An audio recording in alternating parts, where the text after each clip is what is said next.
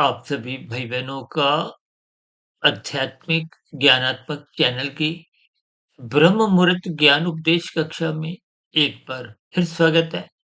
आज की चर्चा का विषय तीन शरीरों को सुखों से जोड़ते हुए और साथ में इन तीन सुखों को 1%, 10% और 100% की एक अंकों की स्थितियां, क्योंकि हमारी चर्चाओं में तो बार-बार कहा जाता है तमोगुण से 10 गुना अच्छा रजोगुण है, रजोगुण से 10 गुना अच्छा सत्वगुण है और सत्वगुण से भी विशुद्ध सत्वगुण एक पूर्ण स्थिति है।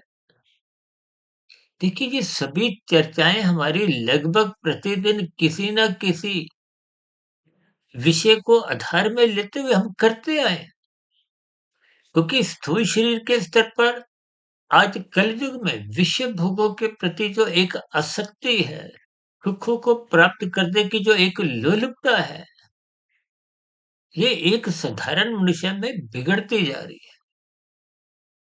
जबकि तन के स्तर पर जितने भी सुख हैं, वो 1% का ही महत्व रखते हैं। देखिए, आज की वीडियो साधारण दिखते हुए भी इसमें बहुत सी एक सूक्ष्म स्थितियां हैं, गंभीर स्थितियां हैं। उन गंभीर स्थितियों को यदि आप ज्ञान पूर्वक क्रमबद्ध तरीके से समझते जाओगे, तो निश्चित रूप से आपके जीवन में एक विशेष सकारात्मक परिवर्तन अपने आप ही भीतर से प्राप्त करने की एक प्रेरणा जगेगी। अब देखिए ना, आपके सामने 1 का सिक्का पड़ा हो, 10 का सिक्का या नोट पड़ा हो और वहीं 100 का नोट रखा हो, तो समझदार मनुष्य तो आर्थिक स्तर पर देखिए 100 का नोट ही उठाना पसंद करता है। और 1 का सिक्का, 10 का सिक्का तो वो छोड़ देता है। यानी कि जब चुनाव करने की स्थितियाँ आती हैं, तो आप ₹100 का एक चयन करते हो। अब यहाँ 100 का अभिप्राय 100% से है। ये ₹100 का अभिप्राय सत्वगुण से है। या यूँ कहो कि 100 का अभिप्राय 100% की एक पूर्ण स्थिति से है। और पूर्ण स्थिति इस भौतिक जगत में है ही नहीं। देखिए, ये माया को हो, प्रकृति को हो, प्रकृति की त्रिगुणात्मक स्थितियाँ को हो, ये तो तमोगुण, रजोगुण और सत्वगुण की स्थितियाँ हैं। तमोगुण को 1, रजोगुण को 10 और सत्वगुण को हम अक्सर 100 से संबोधित करते हैं। क्योंकि स्थूल शरीर, तन, ये तो पृथ्वी, जल, अग्नि, वायु, आकाश का बना है। ये तामसी पदार्थों का है। और इस तामसी पदार्थों का जो शरीर माता के गर्भ में तैयार होता है, उसके पीछे के तो भोग विषय इसके सूक्ष्म भूत कहलाते हैं। देखिए, स्थितियों को ज्ञान पूर्वक, तर्क पूर्वक, इनके ज्ञान विज्ञान को आप क्रमबद्ध तरीके से समझते जाइए। शास्त्रों में तो देखिए एक-एक शब्द बहुत ही नपा-तुला, तोल-तोल के उनके क्रमबद्ध स्थितियाँ हैं। अक्सर हम अपनी चर्चाओं में बार-बार कहते हैं, ये जो 4 पुरुषार्थ हैं, धर्म, अर्थ, काम, मोक्ष, इन सभी स्थितियों का एक क्रम है। धर्म को प्रथम स्थान पे रखा गया है और धर्म की कितनी ही चर्चाएँ होती हैं। और वर्तमान समय में तो देखिए, जो कुंभ के मेले में जो स्थितियाँ आप देखते हो, हज़ारों नहीं, लाखों नहीं, करोड़ों की भी बहुत अधिक संख्या उस कुंभ के मेले में स्नान करने का एक लाभ उठाते हुए एक सात्विक स्थिति बनाना चाहते हैं।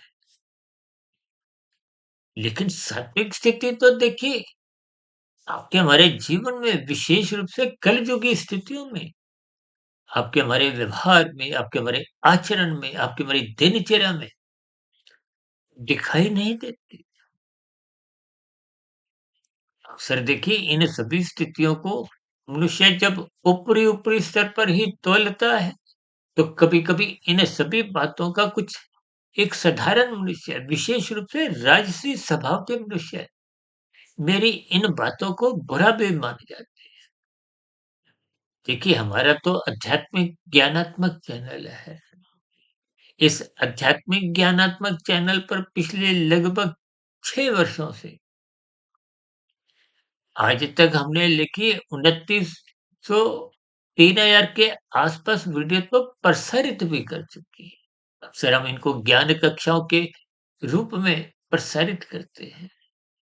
अब विशेष रूप से देखिए ब्रह्म मुहूर्त ज्ञान उपदेश कक्षा में तो हम कुछ गंभीर विषय लेते हैं, ताकि एक सात्विक मनुष्य की भी दिनचर्या विशेष सात्विक बनते-बनते उसके जीवन में आध्यात्मिक उन्नति के दरवाजे क्रमशः खुलने लगे। यानी कि वहाँ पर हम आध्यात्मिक उन्नति करने के मार्ग पर अग्रसर हो। अभी कुछ रोज पहले ही हमारा एक वीडियो प्रसारित हुआ था कि मनुष्य योनि ही एकमात्र अवसर है। किस लिए? आध्यात्मिक उन्नति करने का। मनुष्य से ऊपर की योनियाँ हो चाहे नीचे की योनियाँ। अब ऊपर की योनियाँ तो देखिए पुरस्कार रूप में है, विशेष प्रकार के सुखों से ओतप्रोत है। जबकि नीचे की योनियों का तो आपका मेरा कुछ ना कुछ प्रत्यक्ष अनुभव है कि वो एक दंडनीय योनियाँ हैं, कष्टदायक योनियाँ हैं। नीचे की योनियों के तो अपरम जीवन देखते ही हैं, दुःखमय। तो इस जगत को ही भगवान श्री कृष्ण जी ने गीता में स्पष्ट शब्दों में दुःखालय शब्द से संबोधित किया है। जैसे पुस्तकालय में पुस्तकें होती हैं, न्यायालय में न्याय से संबंधित स्थितियाँ आप देखते ही हो। तो संसार में जब दुःखालय शब्द भगवान श्री कृष्ण जी ने ही इसके लिए इस्तेमाल किया है, कि उसका अभिप्राय क्या है कि यहाँ सुख आते जाते हैं, लेकिन दुःख तो बने ही रहते हैं। इन सभी स्थितियों के आप अर्थ भावार्थ समझते नहीं। देखिए हम तो बार-बार अपनी चर्चाओं में कहते रहते हैं, शाब्दिक स्थितियाँ मात्र 1% का ही प्रभाव डालती हैं। यदि आप शब्दों पे ही रुक जाते हो। अब शाब्दिक ज्ञान की स्थितियाँ तो देखिए आँखों का विषय या कानों का विषय। अभी तो देखिए वीडियो के आरंभ में विवरण में कुछ 10, 15, 20, 25 पंक्तियाँ लिख देते हैं। वो पढ़ने का विषय है। तो जो आप इस वीडियो विशेष को सुन रहे हो, ये कान का विषय है। ये सभी स्थितियाँ एक शाब्दिक स्तर पर हैं। शब्दों के अर्थ समझने होते हैं। शब्दों के अर्थ समझते-समझते उनमें गहरे तल पे डूबना होता है। उन शब्दों को किस दृष्टिकोण से, किस भावार्थ से उस वीडियो विशेष पे हम एक विशेष स्तर पर बोल रहे हैं। यदि इन सभी स्थितियों को आप गंभीरतापूर्वक नहीं लेते, तो फिर देखिए शब्दों का ज्ञान तो आप समझते ही हो कि हज़ारों नहीं लाखों, करोड़ों मनुष्य इन सत्संगमय स्थितियों से जुड़ते हैं। देखिए सत्संग करना किसी भी दृष्टिकोण से शास्त्रों में एक नेक काम, अच्छा काम, एक प्रशंसनीय काम है। जैसे देखिए बच्चा प्ले स्कूल में जाता है, अब पूरे साल में देखिए वो भले ही 1 से 100 तक गिनती ही सीखता है, कुछ रंगों की पहचान ही करता है, कुछ साधारण परिस्थितियों में उठना-बैठना कुछ उसको आने लगता है, कुछ एक सामाजिक स्थितियों का कुछ बोध होने लगता है। तो ये बहुत ही आरंभिक स्थितियाँ होती हैं। जब बच्चा आगे उन्नति करता है प्राइमरी कक्षा में, फिर और ऊँची कक्षा में, फिर कॉलेज में। कल तो देखिए कॉलेज के बाद भी बड़े-बड़े संस्थानों की एक सात्विक स्थितियों में एक विशेष प्रकार की शिक्षा है। देखिए ज्ञान चाहे आप भौतिक स्तर पर शिक्षा रूप में लेते हो, चाहे आध्यात्मिक स्तर पर, हालाँकि आध्यात्मिक ज्ञान की तो एक विशेष स्थिति है। ज्ञान का मतलब तो देखिए विशेष रूप से आध्यात्मिक स्थितियों से ही है। ये जो भौतिक स्तर पर भी देखिए आप ज्ञान लेते हो शिक्षा के रूप, इसकी भी कहीं कोई निंदा नहीं है। देखिए यदि भौतिक स्तर पर भी लोगों के ज्ञान द्वारा विकसित होते-होते आज ये लैपटॉप नहीं होता, मोबाइल नहीं होता, इंटरनेट की स्थितियाँ नहीं होती। भले ही इन स्थितियों का राजसी मनुष्यों ने, तामसी मनुष्यों ने इनका सदुपयोग नहीं किया। देखिए राजसी मनुष्य तो मौज-मस्ती के दृष्टिकोण से, इनको भोग दृष्टिकोण से लेता है। और तामसिक मनुष्य इन स्थितियों का लाभ उठाते हुए कुछ हेरा-फेरी की स्थितियाँ भी, कानून का उल्लंघन करने की, शास्त्र विरुद्ध पाप कर्म करने की भी इन स्थितियों का एक दुरुपयोग कर, और वहीं सात्विक स्थितियों में देखिए जैसे हम ये प्रतिदिन जो वीडियो प्रसारित करते हैं, आप तक तो तभी पहुँच पाती है ना जब ये एक गूगल प्लेटफ़ॉर्म के द्वारा समाज में जो आध्यात्मिक उन्नति के साथ-साथ जो भौतिक उन्नति का प्रभाव, इसके कारण आपकी बड़ी आध्यात्मिक उन्नति देखिए आज शास्त्रों की विभिन्न स्थितियाँ, जानकारियाँ अब गूगल पे जाओ तो उपलब्ध है। हालाँकि पढ़ने मात्र से भी देखिए कुछ ना कुछ जानकारियाँ तो मिलती हैं। यानी कि आप तक जो मेरी प्रतिदिन सुबह ब्रह्म मुहूर्त ज्ञान उपदेश कक्षा में एक वीडियो पहुँचती है, जो ये बन भी रही है। इसी तरह देखिए हम लगभग 12 साढ़े 12, 1 डेढ़ बजे हम एक आध्यात्मिक ऑक्सीजन के अंतर्गत कुछ लघु ज्ञान संदेश, कुछ शब्दों को आधार में लेते हुए, कुछ वाक्यों पर चर्चा रखते हैं, ताकि सुबह के जो प्रसारित हो चुके गंभीर विषय हैं, उनको समझने में कुछ आसानी हो।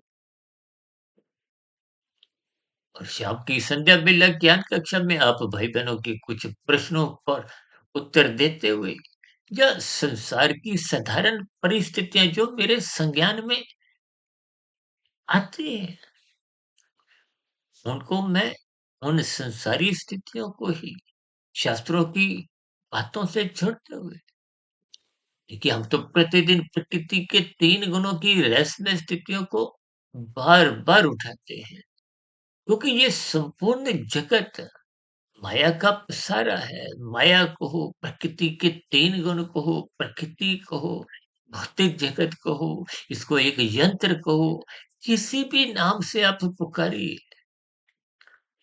इस व्यवस्था को आपको में ज्ञानपूर्वक समझना है। भौतिक जगत में भी देखिए कार्य-कारण की स्थितियों पर विशेष शोध होता रहता है। कार्य रूपी देखिए आपके बड़े शरीर हैं, इनके पीछे के कारण शरीर, सूक्ष्म शरीर, इन सभी स्थितियों को हम प्रकृति के 3 गुणों से जोड़ते हुए समझाते हैं। ये 3 गुण नित्य हैं। इन 3 गुणों से जो सृष्टि का सृजन या वर्तमान समय जो एक व्यवस्था देखते हो, देखिए भौतिक जगत में जहाँ तक आपकी दृष्टि जाती है, घर-बार, माया के दूर-दूर स्थितियाँ, दृश्य जगत की, ये सब उन 3 गुणों का ही पसारा है, परिवार है। ये 24 तत्वों का ब्रह्मांड है। 3 गुणों को एक नित्य स्थिति कहा जाता है। अक्सर हमारी चर्चाओं में सच्चिदानंद शब्द पर बार-बार हम चर्चाएँ करते हैं। उस एक शब्द में ही संपूर्ण वेदों का, उपनिषदों का, सभी पुराणों का, गीता का, यानी कि संपूर्ण शास्त्रीय ज्ञान उस एक शब्द में ही इंगित है, इशारा करता है। अक्सर जब कुछ भाई-बंधु देखिए कुछ ऐसी बात रखते हैं ना कि आपकी तो लंबी-लंबी वीडियो आती है। क्योंकि हमारी एक वीडियो देखिए मनुष्य के मरने के बाद का अगला जन्म जो लगभग 5 वर्ष पहले प्रसारित हुई थी, पौने 3 घंटे की थी। देखिए डेढ़ 2 घंटे की वीडियो तो हमने बहुत सी प्रसारित की है और सामान्य वीडियो भी हमारी देखिए 35-40 मिनट की होती है। संध्या बेला ज्ञान कक्षा में 12, 14, 15 मिनट की वीडियो होती है और आध्यात्मिक ऑक्सीजन में 2, ढाई, 3, साढ़े 3 मिनट के आसपास की। तो कभी-कभी कुछ भाई-बंधु ऐसी शिकायत करते हैं कि आपकी लंबी-लंबी वीडियो हमें समझ नहीं आती, इतना समय नहीं है। भले ही आप हम देखिए मौज-मस्ती की स्थितियों में अब सिनेमा हॉल जब आप जाते हो, 2-3 घंटे की जो एक फ़िल्म है, आरंभ से अंत तक देखते हैं, आने-जाने का 1-2 घंटे भी लगाते हैं। आजकल तो धारावाहिक भी देखिए 1-1 घंटे के आते हैं और कुछ धारावाहिक तो देखिए सालों-साल चलते हैं कि इन सभी धारावाहिक के नीचे तो ये फ़िल्में भी काल्पनिक हैं। धारावाहिक भी देखिए वहाँ तो नीचे पट्टी भी एक चल रही होती है कि ये सभी काल्पनिक घटनाओं पे आधारित हैं। जबकि शास्त्रों में तो एक-एक शब्द देखिए वो तो एक सत्य पे आधारित। तभी तो सच्चिदानंद शब्द का मतलब क्या है? प्रकृति के 3 गुण वो नित्य है, सत्य है। सत्य का मतलब सनातन से है, अनादि काल से कहो, इनका कोई कारण नहीं है। देखिए, ये जो 23 तत्वों का जो एक ब्रह्मांड का पसारा है, यानी कि 24 तत्वों का ब्रह्मांड, 23 तत्व, इस 3 गुणों को एक इकाई, एक तत्व समझते हुए इनका 23 तत्वों में जो पसारा है, भले ही खरबों वर्षों का है। देखिए, सृजन, पालन, फिर प्रलय की स्थितियाँ। अब मुझे ध्यान आया हमने एक बार सृष्टि चक्र के अंतर्गत एक बहुत बड़ी वीडियो इन्हीं स्थितियों पर ही प्रसारित की थी। देखिए इन सभी स्थितियों का मतलब क्या है कि ये जो 3 गुण हैं, ये नित्य है। इन 3 गुणों का ही स्वभाव है।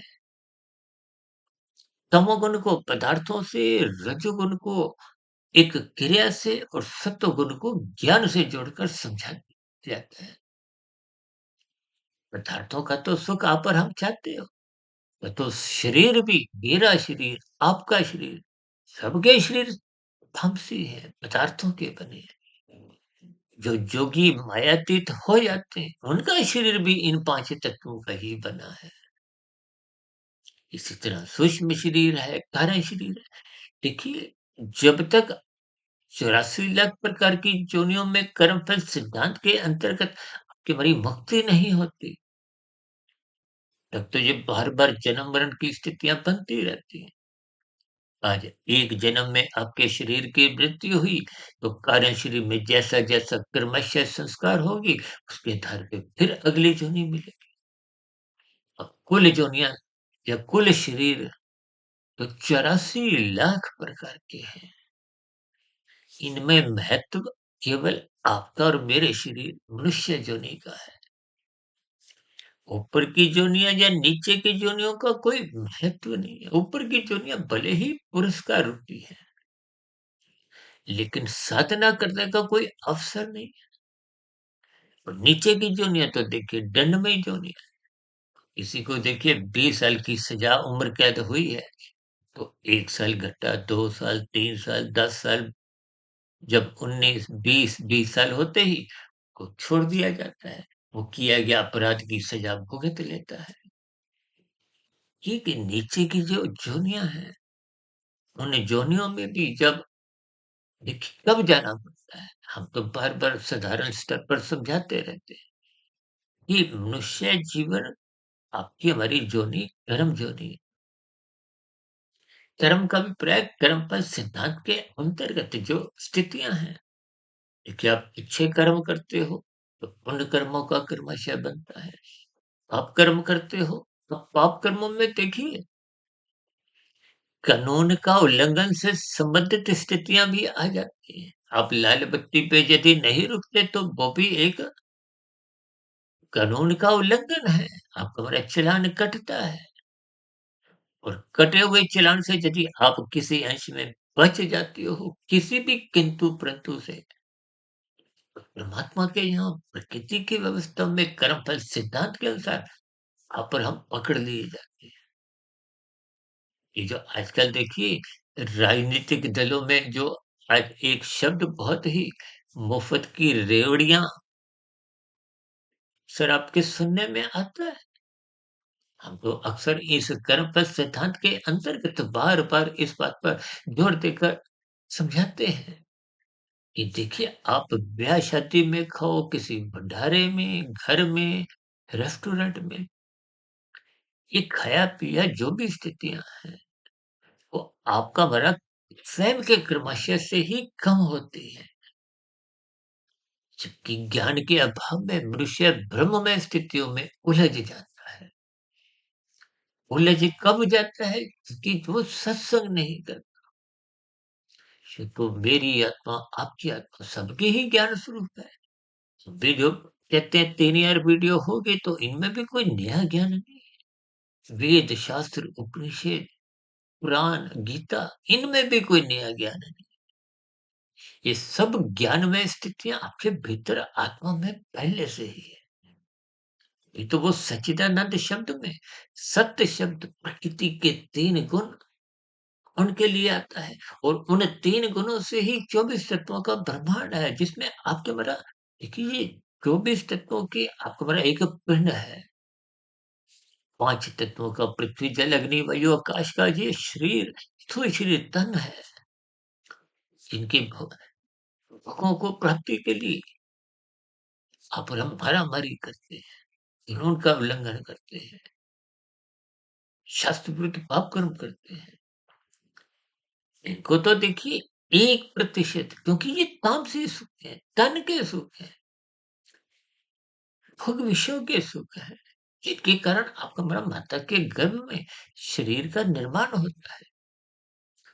यानी कि ये 1% के सुख है और अक्सर हम इन 5 सुखों को गंध, रस, रूप, स्पर्श शब्द को हम साधारण शब्दों में कभी-कभी बोलते रहते हैं ना कि सुख, सुविधा, स्वाद, सम्मान, सत्ता।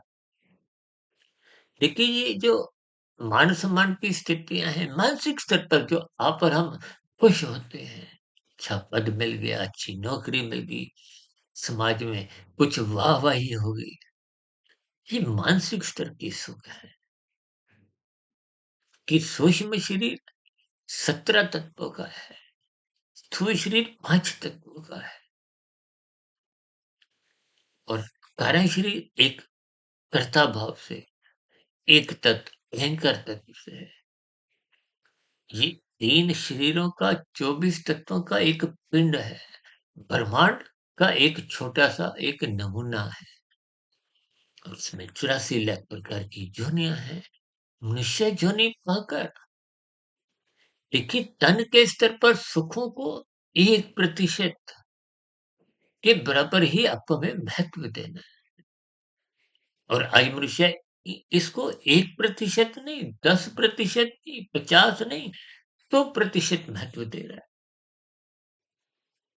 तो जब आपका हमारा जीवन ही स्थूल शरीर के स्तर पर छलांगे लगाता है। आज 24/7 विषय भोगों की आसक्ति इस बात पर मोहर लगाती है कि आपका हमारा सबका जीवन किस दिशा की ओर जा रहा है, कि तामसिक सुखों की ओर। देखिए जो मनुष्य लाल बत्ती पे नहीं रुकता, इसका मतलब क्या वो कुछ सुख चाहता है। उसको लाल बत्ती पे रुकने में पीड़ा होती है। यानी कि जब आप कानून का उल्लंघन करते हो, आप अपने कर्तव्यों का पालन नहीं करते। हम तो बार-बार कहते हैं धर्म का अभिप्राय कर्तव्य पालन की स्थिति से है, उस वृत्ति से है। उस वृत्ति को धारण करने का मतलब क्या है कि आप स्वयं भी सुखी हो, अन्य मनुष्य भी देखिए दुखी नहीं हो, सुखी हो। हम बार-बार कहते हैं ना अपने कर्तव्यों का पालन ईमानदारी से करो, प्रसन्नता पूर्वक करो, ताकि दूसरों के अधिकारों की रक्षा हो। जब आप हरी बत्ती पे चल रहे थे, तो दूसरों ने अपने कर्तव्यों का पालन किया तभी तो आप हरी बत्ती पे चल पाए। कि समाज में ये सहयोग की स्थितियाँ, एक व्यवस्था की स्थितियों को आपको हमें ज्ञानपूर्वक समझना है। यानी कि तन के स्तर पर, ये जो गीता में भी भगवान श्री कृष्ण जी ने अर्जुन के रथ के 5 घोड़ों की स्थितियों को, देखिए 5 घोड़ों को 5 भोग्य विषयों से समझाया गया है। और हम तो इन 5 भोग्य विषयों को केवल शरीर से भी 5 तत्वों से समझा देते हैं। 5 ज्ञानेंद्रियाँ, आँख, नाक, जिह्वा, त्वचा, कान, 5 ज्ञानेंद्रियों से भी जोड़ देते हैं। 5 कर्मेंद्रियाँ, हाथ पैर वाली लिंग गुदा से भी जोड़ देते हैं। वो 5 घोड़ों की लगाम क्या है? क्योंकि इंद्रियों का संचालक कौन है? मन। मन को गीता में भगवान श्री कृष्ण जी ने लगाम से संबोधित किया है। और लगाम किसके हाथ में? आत्मा ने स्वयं अपने हाथ में रखी है। इसका मतलब क्या है? देखिए मन के ऊपर जो उसका एक तत्व है वो बुद्धि है। मन को सही गलत की पहचान नहीं है।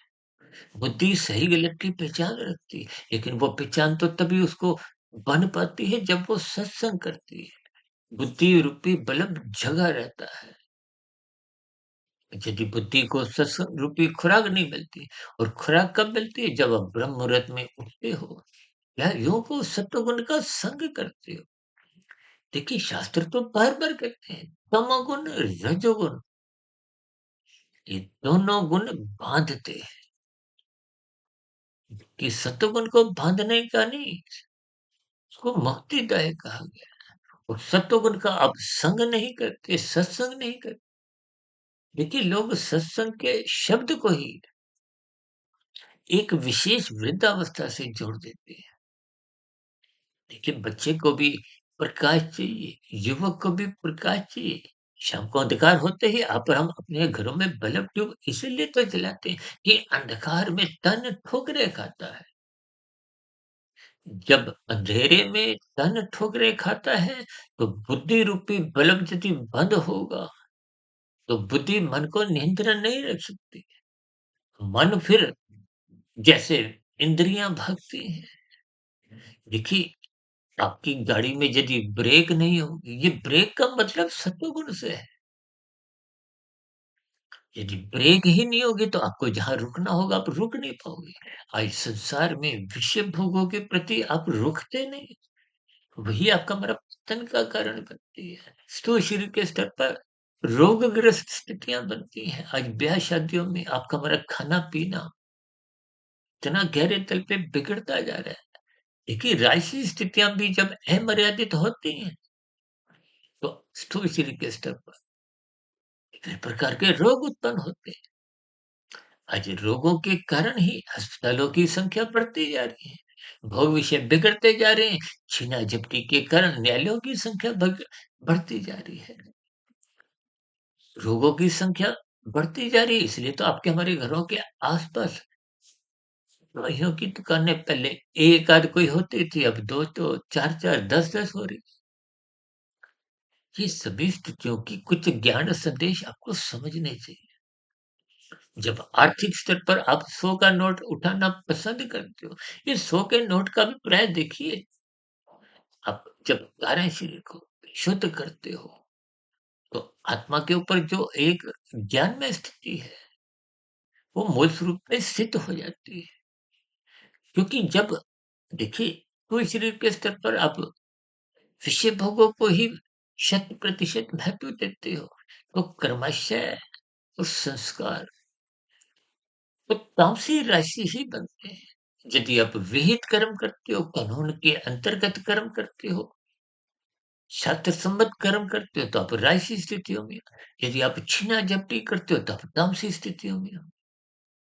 और 1 और 10 में देखिए कोई अधिक दूरी नहीं है, ये पास-पास है। यानी कि तमोगुण तो निंदनीय है। 1 और 100 में दूरी कितनी है? 99। और 10 और 100 में दूरी देखिए 99 के आस-पास 90 की है। यानी कि आप राजसी हो, तो भी आपका सत्वगुण कमज़ोर होता है, क्योंकि दूरी पे है। और यदि आप तामसी हो, छीना-झपटी करते हो, तो सफेद दृष्टिकोण से तमोगुण से 10 गुना अच्छा रजोगुण कहा गया। और तमोगुण, रजोगुण शास्त्र बार-बार कहते हैं, ये बंधनदायक है। मुक्तिदायक केवल सत्वगुण है, और सत्वगुण का संग आप करते नहीं, सोए रहते हैं, ब्रह्म मुहूर्त में उठते नहीं। इसके फलस्वरूप रजोगुण बिगड़ता है, बिगड़ने का अभिप्राय वो तमोगुण में बार-बार गिराता है, क्रमशः बिगड़ता है। और बिगड़ा हुआ क्रमशः ही देखिए, ये जो 84 लाख प्रकार की योनियों में मनुष्य योनि से ऊपर की 3,99,999 योनि है। और नीचे का जो 80 लाख प्रकार का इतना भयानक अनुपात है, वो आपको में क्या इशारा करता है? कि आप परम मनुष्य जीवन को एक सदुपयोग ना करते हुए दुरुपयोग करते हैं। यानी कि 1, 2, 4, 5, 10 की स्थिति में ही आप हमारा जीवन उलझा रहता है। इसके फलस्वरूप देखिए, ये जो कर्म कांड बनाए गए इसीलिए बनाए गए कि आप 10 से आगे बढ़ो। 100 पे मत छो। कर्म कांड करते हुए ये 100 पे पहुँचा देते हैं। सतोगुण में ले जाते हैं, और सतोगुण में यदि आप रुकते हो, तो फिर विशुद्ध सतोगुण का रास्ता आपको दिखने लगता है।